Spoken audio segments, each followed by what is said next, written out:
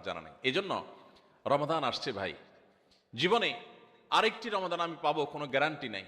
কত মানুষ গত রমজানে ছিলেন, এই রমজানে তারা কবরের বাসী হয়ে গেছে। এই জন্য এই রমজানটা যেন সঠিকভাবে কাটাতে পারি, সেজন্য আগে থেকে এখন থেকে রমজানের মাসনা মাসাইল জানবেন, সেরকম বই কিনবেন, রমজানের উপযোগী বই পুস্তক কিনবেন এবং ওইরকম ওয়াজগুলো শুনবেন, আলেমদের কাছে বসবেন, মসজিদে মসজিদে আলোচনা শুরু হবে, রমজানের প্রস্তুতি শুরু হবে। আল্লাহ আমাদের সবাইকে তৌফিক দান করুন।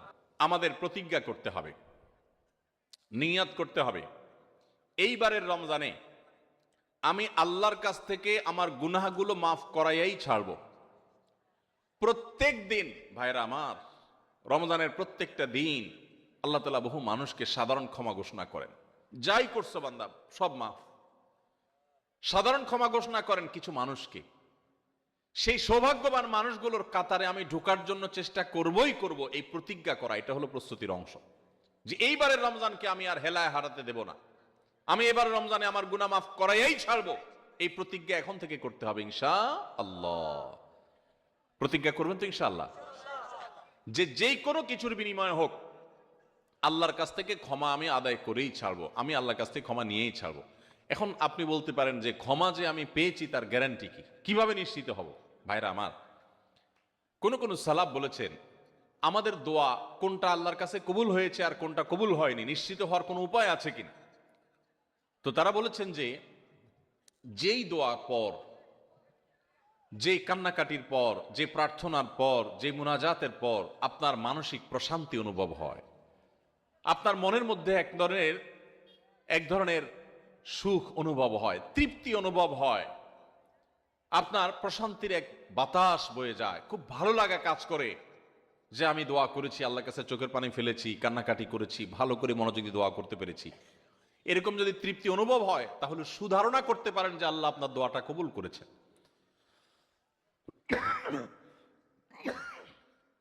ফ্যান নাই আপনাদের এখানে?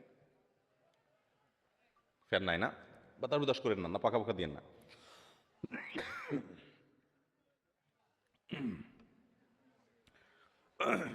তাহলে রমাদানের প্রস্তুতির অংশ হিসেবে আমরা আল্লাহ রাব্বুল আলামিনের মাগফিরাত এবারের রমজানে আদায় করেই ছাড়বো, এই প্রতিজ্ঞা এখন থেকে করতে হবে। সাধারণ নিয়ত না, প্রতিজ্ঞা, পাক্কা নিয়ত করতে হবে। চেষ্টা করবো না ইনশাআল্লাহ, যে আমি আল্লাহর কাছ থেকে আমার গুনাহগুলোকে মাফ করাইয়াই ছাড়বো।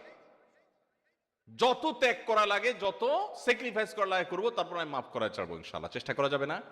আল্লাহ আমাদের সবাইকে তৌফিক দান করুন।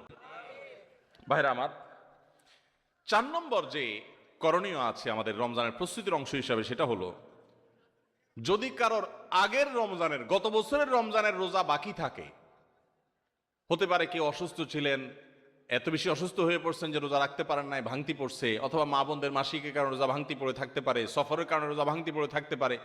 এই ভাঙতি রোজাগুলো এই বছরের রমজানের আগে আগে রেখে দিতে হবে। আম্মা জান আয়েশা রাদিয়াল্লাহু তাআলা আনহা তার ভাঙতি রোজাগুলো পরবর্তী রমজানের আগে আগে রেখে ফেলতেন। এই জন্য রমজানের রোজার প্রস্তুতির অংশ হিসাবে আগের কোনো ভাঙতি বা কাজা রোজা থাকলে এই রমজানের আগে আগে সেগুলো রেখে ফেলা উচিত এবং উত্তম। এটা রমজানের চতুর্থ প্রস্তুতি। 5 নম্বর প্রস্তুতি হলো নিজের অন্তরকে শিরক এবং হিংসা থেকে মুক্ত করা। আল্লাহর সাথে কোনো কাউকে, সেটা কোনো মাজারে শায়িত ব্যক্তি হোক, কোনো জীবিত ব্যক্তি হোক, কোনো কাউকে আল্লাহর সাথে অংশীদার সাব্যস্ত করা যাবে না। এই শিরক করা থেকে নিজেকে পরিচ্ছন্ন করতে হবে, তাওহীদটাকে স্ট্রং করতে হবে এবং নিজের অন্তরকে হিংসা, বিদ্বেষ, শত্রুতা এগুলো থেকে পরিচ্ছন্ন করতে হবে। আপনি যদি এগুলো থেকে পরিচ্ছন্ন করেন, এগুলো থেকে পরিষ্কার করেন অন্তরকে, তাহলে ইনশাআল্লাহ বিইذনিল্লাহ আল্লাহ তাআলা প্রতিদিন যে বহু মানুষকে সাধারণ ক্ষমা ঘোষণা করেন, আপনি আশা করতে পারেন যে আপনি সাধারণ ক্ষমার আওতায় পড়বেন। কারণ হাদিস থেকে আমরা জানি যে যারা শিরকের মধ্যে থাকে, যাদের অন্তরে মানুষের প্রতি হিংসা থাকে, শত্রুতা থাকে, তারা আল্লাহর সাধারণ ক্ষমা থেকে মাহরুম এবং বঞ্চিত থাকে। অতএব আল্লাহর সাধারণ ক্ষমার উপযুক্ত হওয়ার জন্য নিজেদের অন্তরকে এই সমস্ত গুনাহ থেকে, বিশেষ করে শিরক এবং হিংসা থেকে পরিচ্ছন্ন হতে হবে। এটা হবে রমজানের প্রস্তুতির অংশ। রমাদানে আল্লাহ রাব্বুল আলামিন প্রতিদিন অগণিত মানুষকে মাফ করে দিবেন, বহু মানুষকে আল্লাহ তাআলা মাফ করে দিবেন। যেহেতু বহু মানুষকে আল্লাহ তাআলা মাফ করে দিবেন, তো আমি তাদের মধ্যে যেন থাকি, সেজন্য আমি আমার অন্তরকে হিংসা এবং শিরক থেকে পরিচ্ছন্ন করব। 6 নম্বর প্রস্তুতি হলো বিশেষ করে সামাজিক যোগাযোগের মাধ্যম এবং আমাদের মোবাইল ফোনগুলো নিয়ন্ত্রণ করে ফেলতে হবে, যেগুলো আমাদের ইবাদত বন্দেগীর ক্ষেত্রে বড় ধরনের বাধা সৃষ্টি করে। অনেকেই আছি যে সোশ্যাল মিডিয়ার আসক্তিতে আমরা এরকম ভয়াবহ একটা পর্যায়ে, যে আমাদের ইবাদত বন্দেগীর ক্ষেত্রে সবচেয়ে বড় বাধা হলো আমাদের এই ফেসবুকের নেশা, টিকটকের নেশা, ইউটিউবের নেশা, হ্যাঁ, মোবাইলের নেশা, গেমসের নেশা। অন্তত রমজান মাস উপলক্ষে আমরা আমাদের এই সমস্ত বিষয়গুলো থেকে যদি বেরিয়ে আসতে পারি, এটা হবে সবচেয়ে বড় কার্যকর পদক্ষেপ, সবচেয়ে বড় প্রস্তুতি, সবচেয়ে বাস্তবসম্মত প্রস্তুতি। যদি আপনার হিম্মত থাকে, শুনেন, নেক আমল করার জন্য কিছু বুকের বল লাগে, মেরুদণ্ড লাগে, এগুলো সবাই পারে না। এগুলোর জন্য সৎ সাহস লাগে। ইমানদার যুবক, আমার জীবনটা শেষ হয়ে যাচ্ছে, হেয়ালিপনায়, হেলায় পেলায়, যা খুশি তা করে জীবনটা পার করে ফেলছি, এই মোবাইল স্ক্রিনের পিছনে আমার পুরো জীবনটা বরবাদ করে ফেলছি, আর কত?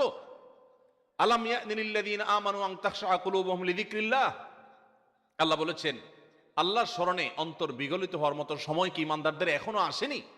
যুবক ভাই আমার, সালহাতু সঙ্গে বুদি দিল খারাস, আজ মুদে এক জামানা খাকে বাস।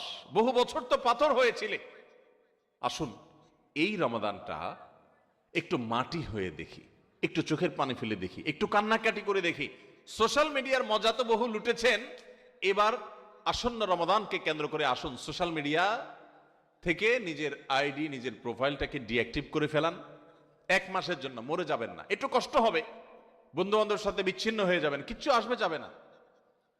আমি আল্লাহর শপথ করে বলতে পারি, যদি সৎ সাহস করে এগুলো ডিলিট করে ফেলতে পারেন, পুরো অ্যাপ আইডি যদি ডিঅ্যাক্টিভ করে ফেলতে পারেন, অ্যাক্টিভিটি যদি বন্ধ করে ফেলতে পারেন, 1টা মাসের জন্য যদি আপনি নিয়ন্ত্রণ করতে পারেন নিজেকে, দেখবেন মাস শেষে আপনার অবর্ণনীয় এক তৃপ্তি এবং ভালো লাগা কাজ করছে। এই জন্য সৎ সাহস করতে হয়, হিম্মত করতে হয় যে আসন্ন রমাদানে আমার ইবাদতে বড় বাধা হলো আমার এই ফোনের নেশা, মোবাইল টিপাটিপির নেশা, সো আমি এটা থেকে বেরিয়ে আসব।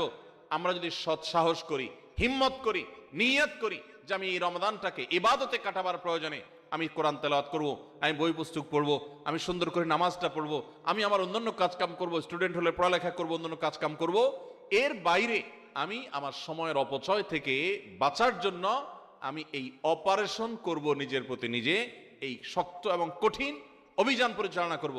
যদি আমরা নিয়ত করি, আল্লাহ তাআলা আমাদেরকে সাহায্য করবে। নিয়ত করা যাবে না ইনশাআল্লাহ? আল্লাহ আমাদের সবাইকে এই নিয়ত করার মতো সৎ সাহস দান করুন।